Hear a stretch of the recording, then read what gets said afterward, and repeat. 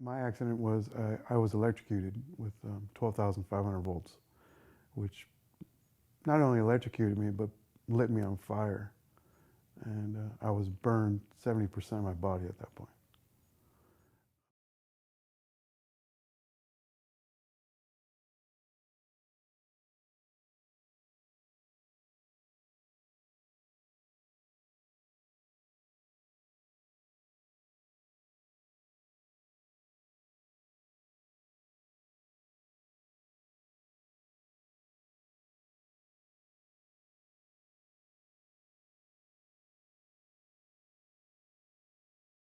All I remember is seeing the whitest light you could imagine. It was just really bright.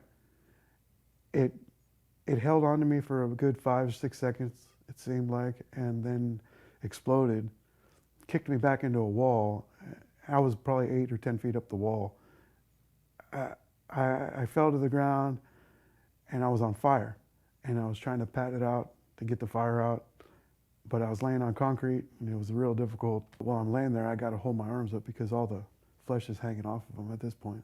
I've been burned so bad that I can't see myself, so I'm not sure how burned I am, but from my waist up, I'm burned pretty bad. At first, you're kind of in shock about the whole thing, and it kind of wears off. They can't give you anything on the ride to the hospital, and by the time you get there, you're in some serious pain that you've never felt before. The nurse that was next to me said, "Okay, we're going to give you something for pain," and at that point, I was in dreamland.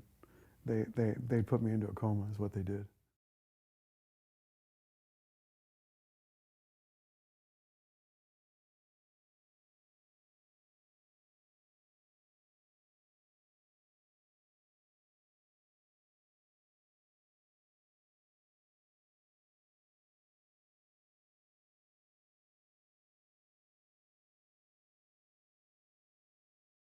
The first day that I met the, the lawyer that my dad had hired to come and hear my case, he, right off the bat, I just knew this wasn't the guy.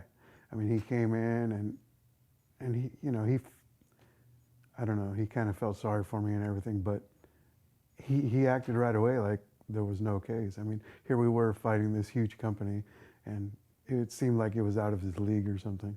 Like there was no way possible he was going to take on this company that, could tie him up in court forever, or, just it was going to cost so much money. So he didn't see a, huge profit or something. That's the outlook I got from this guy. He was like, oh, this case is going to be too difficult. Later on, I learned that he told my dad that we didn't have a case. That's what he told us. You don't have a case. And I'm thinking to myself, how do we not have a case? I mean, I did exactly what I was told to do. And here I'm, I'm on the verge of dying. I mean, come on. My mom had run into somebody in Dick's office, and that's how we learned about Richard Alexander. Richard came to see me in the hospital, and the moment he walked in the room, it was totally different from the first lawyer. I mean, I haven't experienced lawyers before at all, so it was like night and day. Richard, when he came into the room, was uh, just a shining light.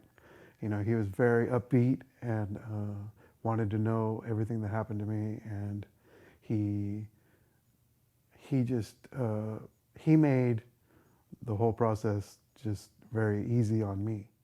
Once Richard got involved, there seemed to be a whole process to go by. Before that, we were up in the air about what to do at any step.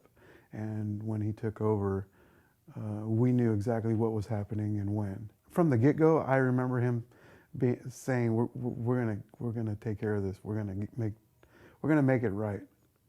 This is not what's happened to you so far isn't right.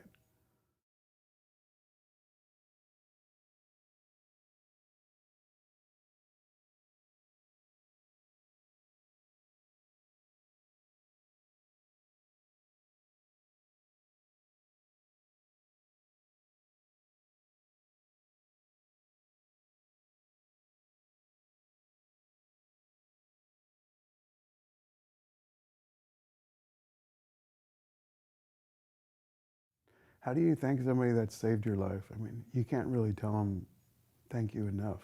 How, You know where I'd be if it wasn't for him? I mean, I'd probably be either dead by now because of not having enough money to pay for medical expenses, or I'd be in a hospital somewhere dying. That's where I'd be. So how do you thank somebody for that?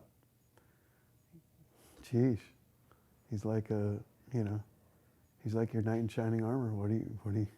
What can you say?